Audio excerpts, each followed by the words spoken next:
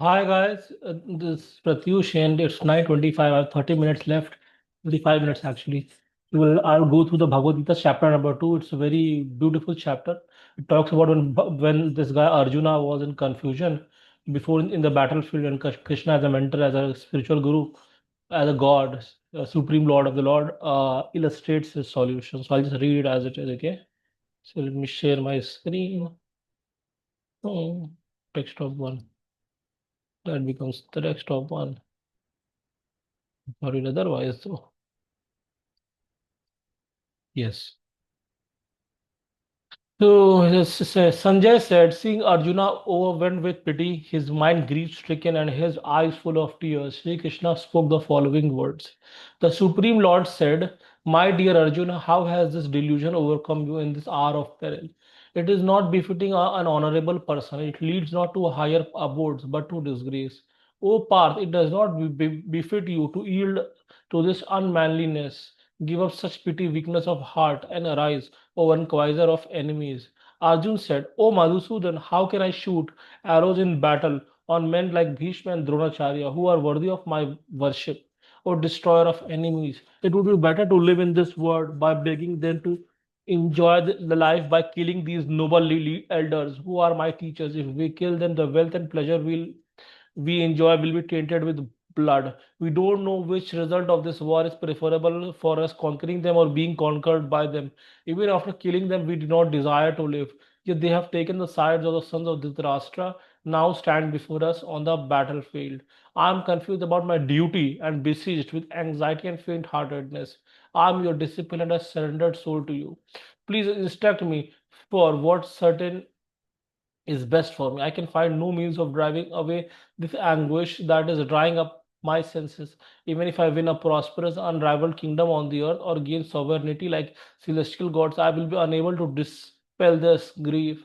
Sanjay said, having spoken thus, Gudek, the chastiser of enemy, addressed Rishikesh, Govind, I shall not find, and became silent.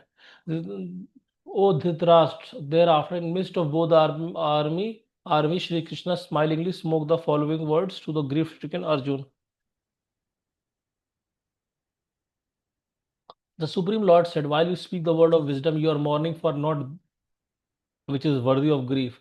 The wise lament neither for living nor the dead. Neither was the time there were I did not exist, nor you, all these kings, nor in future shall any of us cease to be. Just as embodied soul continuously passes from childhood to youth, youth to old age, and similarly the time of death, the soul similarly passes into another body. The wise are not deluded by this. O son of Kunti,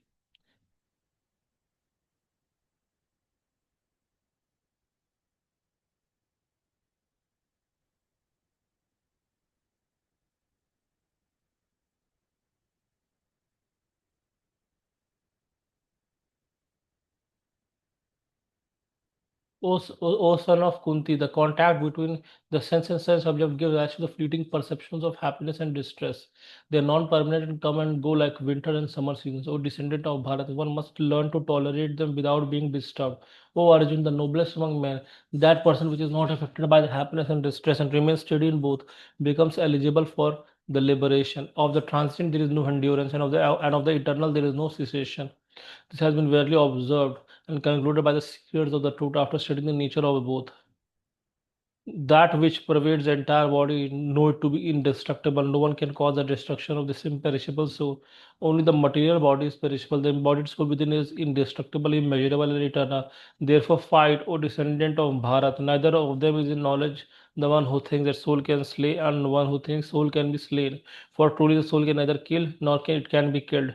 The soul is neither born nor does it ever die, nor having one existed does it ever cease to be. The soul is without birth, eternal, immortal, and ageless. It is not destroyed when the body is destroyed. O Parth, how can one who know the soul to be imperishable, eternal, unborn, and immutable kill anyone or cause anyone to kill? As a person sheds out worn out garments and wear like new ones, likewise the time of death, the soul cast of its worn out bodies enter new ones.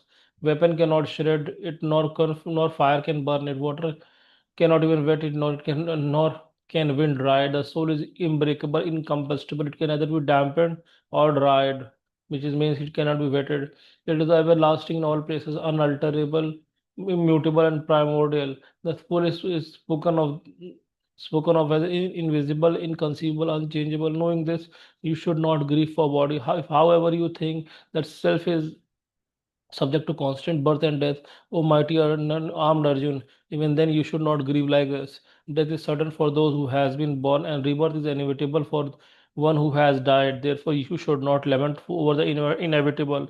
O Saisan of Bharat, all created beings are unmanifest before birth, manifest in life, and are unmanifest again on death. So why grieve? Some see soul as amazing, some describe it as amazing, some hear of the soul as amazing, while others, even on hearing on, cannot understand it at all.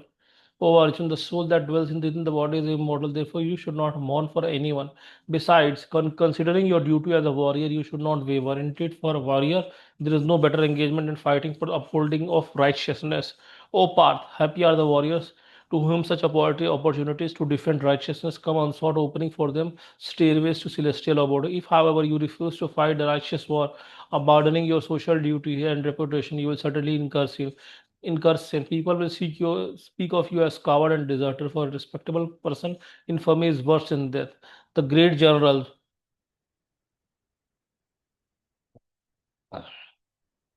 who hold you in high esteem will think of you that you fled out of battlefield out of fear, and thus will lose their reputation. Your enemies will defame and humiliate you with unkind words, despairing your might. Alas, what could be more painful for than that? If you fight, you'll either be slain or in the battlefield, or go to celestial abodes, or you will gain victory and enjoy the kingdom of the earth. Therefore, arise with determination, O son of Kunti, and be prepared for fight for the sake of duty, treating alike happiness and distress, loss and gain, victory and defeat, fulfilling your responsibility in this way. You will never incur sin. Either heto I have, which means till now I have explained you the Sankhya or analytical yoga regarding the nature of the soul. Now listen, O Parth, as I reveal the Buddhi yoga or the yoga of intellect. When you work with such understanding, you will be free from the bondage of karma. Working in this state of consciousness, there is no loss or adverse results, and even a little effort saves one from the great danger. O descendant of Kurus, the intellect of those who are on this path, and their aim is one pointed. All right, their aim is one pointed.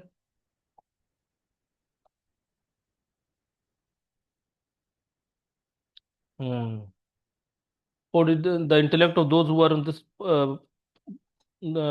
path, and the intellect of those who are in on this path is resolute, and their aim is one pointed. But the intellect of those who are irresolute are is many branched. Those with limited understanding get attracted to the flowery words of Vedas, which advocate obscene rituals for elevation to the celestial abodes, and presume no higher principle is described in them. They glorify only those portions of Vedas that please their senses, and perform pompous ritualistic ceremonies for attaining higher birthplace, opulence, sensual enjoyment, and elevation to the heavenly planets. With their minds deeply attached to the worldly presence and their intellect bewildered by such things, they are unable to possess the resolute determination for success on the path to the God. The Vedas deal with mainly three modes of material nature. O Arjun, rise above these three modes to a state of pure spiritual consciousness, freeing yourself from duality external situated in the self and in truth, and without concern for material gain and safety, be situated in self. Whatever purpose is served by a small well can and is naturally served in all respect by a large lake. Similarly, one who realizes the absolute truth also fulfills the purpose of all Vedas.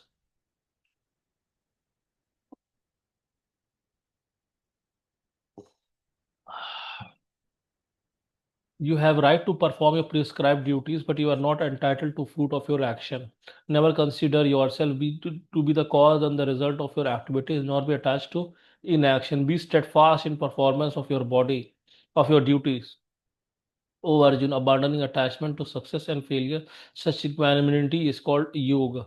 Seek refuge in divine knowledge and insight. O Arjun, discard reward seeking action that are certainly inferior to the work performed with the intellect established in divine knowledge. Miserly are those who enjoy fruits of their work. One who prudently practices the science of work without attachment can get rid of both good and bad reaction in this life itself.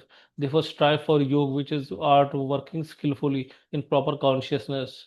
The wise endowed with equanimity of intellect and abandon attachment to the fruits of action, and which binds one to the cycle of life and death. By working in such a consciousness, they attain the state beyond all suffering. When your intellect crosses a quagmire of delusion, you will then acquire the indifference to what has been heard and what is to be heard about a enjoyment in this world and the next. When your intellect ceases to be allured by the fruitless sections of Veda and remains steadfast in divine consciousness, you will then attain the state of perfect yoga. Arjun said, "Okay, Keshav, what is the disposition of one who is situated in divine consciousness? How does he, the enlightened person, talk? How does he sit? And how does he walk?" The Supreme Lord said, "O Parth, when one discards all selfish desires and craving of the senses that torments the mind and becomes satisfied in the realization of self, such a person is to be said to be transcendently situated, one whose mind remains undisturbed." Yes, one second.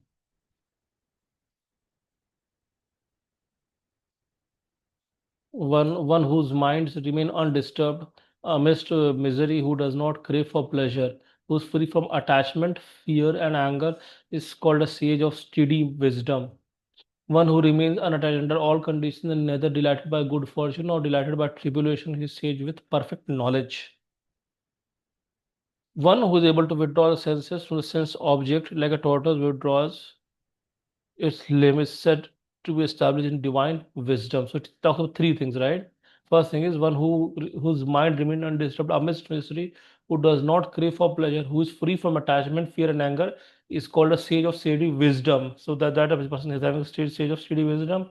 And then talk about perfect knowledge, one who remains unattached under all conditions and is neither elated by good and fortune or dejected by tribulation, is a sage with perfect knowledge, one who is able to withdraw the senses from their object, just as tortoise withdraws its limbs from into its shells, is established in divine wisdom. Aspirants may restrain the senses from their object of enjoyment, but the taste for the or sense object remains. However, even this taste ceases to for those who realize the supreme. The senses are so strong and turbulent, O son of Kunti, they can forcibly carry even the mind of those who person who endowed with discrimination, who practices self-control. The senses are so strong and turbulent, O son of Kunti, they can forcibly carry even away the mind even of a person endowed with the discrimination, who practices self-control. They are established in perfect knowledge, who subdue their senses and keep their minds unabsorbed in me. While contemplating the object of senses, one develops attachment to them. Attachment leads to desire, and from desire arises anger. Anger leads to clouding of judgment, which results in bewilderment of memory. When memory is bewildered, the intellect gets destroyed. And when intellect is destroyed, one is ruined. But one who controls the mind and is free from attachment and aversion, even while using the object of senses, attains the grace of God. By divine grace comes the peace in which all sorrows end, and the intellect of such person is a person of tranquil mind, soon becomes firmly established in God. But an undisciplined mind who has not controlled the mind and senses can neither have a resolute intellect nor steady contemplation of God. For one who never unites with their mind with the God, there is no peace. And how can one who lacks peace be happy? Just as strong wind sweeps away boats of its charted course on water, even of one of the senses on which the mind focuses can lead the intellect astray. Therefore, one who has restrained the senses from their object, O mighty armed Arjun, is firmly established in transcendental knowledge. What all beings considered as day is the night of ignorance for the wise, and what all creatures see as night is a day for the introspective sage. Just as the ocean remains undisturbed by the incessant flows of water from rivers merging into it, likewise, the sage who is unmoved despite the flow of desirable objects all around them attains peace, not the person who strives to satisfy desires. That person who gives up all material desires and lives free from sense of greed, proprietorship, egoism, attains perfect peace. So Parth, such is the state of enlightened soul that having attained that one is never again deluded. Being established in this consciousness, even at the hour of death, one is liberated from cycle of life and death and reaches the supreme abode of God. Now we go to chapter number 3. It's called Karma Yoga, the yoga of action.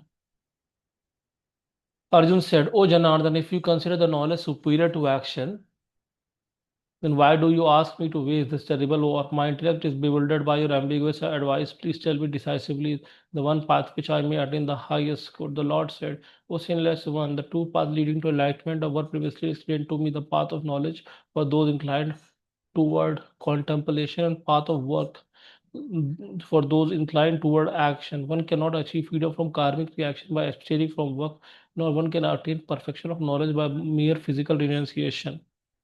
There is no one who can remain without action even for a moment. It is all beings are compelled to act by the qualities born of material nature, the three gunas. Those who restrain the external organs of action while contemplating and dwell on the sense of object in mind certainly delude themselves and are called hypocrites. But those karma yogis who control their knowledge sense with mind, O Arjun, and engage the working senses without attachment, are certainly superior. You should thus perform your prescribed very duties, since action is superior to inaction. By ceasing activity, even your bodily maintenance will not be possible. Work must be done as a yajna to the Supreme Lord. Otherwise, work causes bondage in the material world. Therefore, O son of Kunti, for the satisfaction of God, perform your prescribed duties without being attached to the results.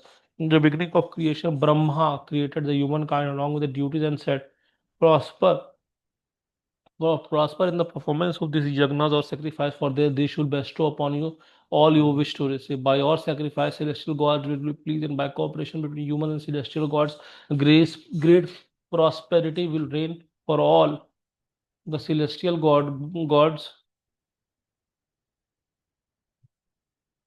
The celestial gods, being satisfied by the performance of sacrifice, will grant you all the desired necessities of life. But those who enjoy what is given to them without making an offering in return are verily thieves. The spiritually minded who eats food that is first offered in sacrifice are lead from all kinds of sins.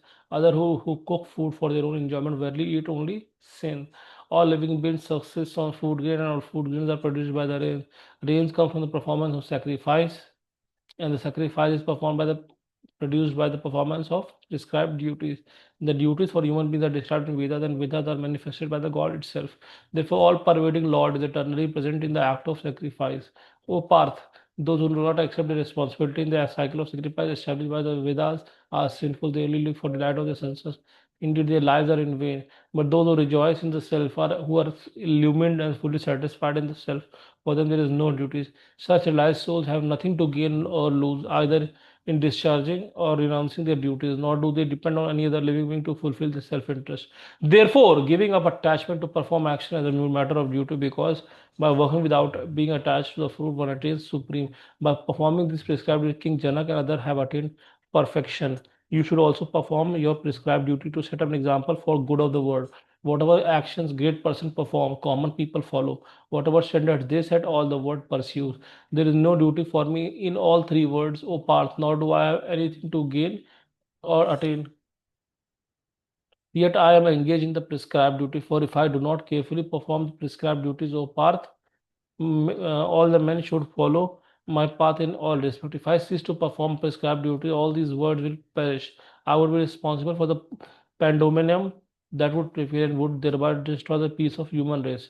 As ignorant persons perform their prescribed duties with attachment, O sign of Bharat, so should wise act without attachment for the sake of leading people to the right path. The wise should not create discord in the intellect of ignorant people who are attached to the fruitive action by inducing them to stop working. Rather, by performing their duties in an enlightened manner, they should inspire the ignorant also to do their prescribed duties. All activities are carried over three modes of material nature, but in ignorance, the soul, deluded by the false identification with the body, thinks itself as doer. O mighty armed Arjuna, illumined person distinguish the soul as uh, distinct from gunas and karmas. They perceive only the gunas in shape of senses, mind, and others that move along another gunas in shape of objects of perception, and thus do not get entangled by them. Those who are deluded by the operations of guna become attached to the results, but the wise who understand the truth should not unsettle them. Such ignorant people who know very little, performing all the work as an offering to me, constantly meditating on me as the supreme, become free from desire and selfishness, with envy, mental grief departed, fight Those who abide by me, those who abide by these teachings of mine with profound faith are free from envy, are released from the bondage of karma. But those who find fault in my teaching with being bereft of knowledge, devoid of discrimination, they discard these principles and bring out their own ruin. Even wise people act according to their own nature, for all living beings are being propelled by their natural tendencies. What will give one gain by repression? The senses naturally experience attachment and aversion to the sense object, but do not get controlled by them. They are waylayers and foes.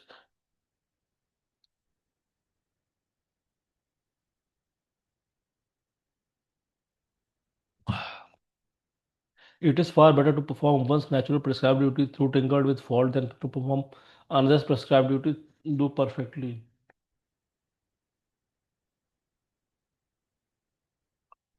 Perfectly. In fact, it is preferable to die in discharge of one's duty than to follow the path of another, which is fraught with danger. Arjun asked, why is person impelled to commit sinful act even unwillingly as if by force or descendant of Vrishni Krishna? The Supreme Lord said it is lust alone which is born of contact with the mode of passion and later transformed into anger, and know this as sinful, all devouring enemy of the world. Just as fire is covered by smoke, mirror is covered by dust, and the embryo is covered by concealed by the womb. Similarly, one's knowledge gets shrouded by the desire. The knowledge of even the most discerning gets covered by the perpetual enemy in form of insatiable desire, which is never satisfied and burns like a fire. O son of Kunti, the senses, mind, and intellect are the breeding grounds of desire. Through them it clouds one's knowledge and deludes the embodied soul. Therefore, O best of Bharatas, in the very beginning bring the senses under control and slay this enemy called desire, which is an embodiment of sin and destroys the knowledge and realization. The senses are superior to the gross body and superior to the senses the mind, and beyond mind is the intellect, and even beyond the intellect is the soul. Thus, knowing the soul to be superior to the material nature and material intellect, O mighty armed Arjun, subdue the lower senses, mind, lower self, senses, mind, and intellect by higher self, the strength of the soul, and kill the formidable enemy called lust. It's so beautiful. Thus, knowing soul to be superior to the material intellect, O mighty armed Arjun, subdue the lower self of yours, sense, mind, and intellect, by higher self of yours, the strength of the soul, and kill the formidable enemy called lust. So that's conclude chapter third, and I have to go to gym. And I hope you guys enjoy this. Please follow my Godfather channel. We're gonna be talking about business, energies, relationships, and how to break out of the matrix. Thanks.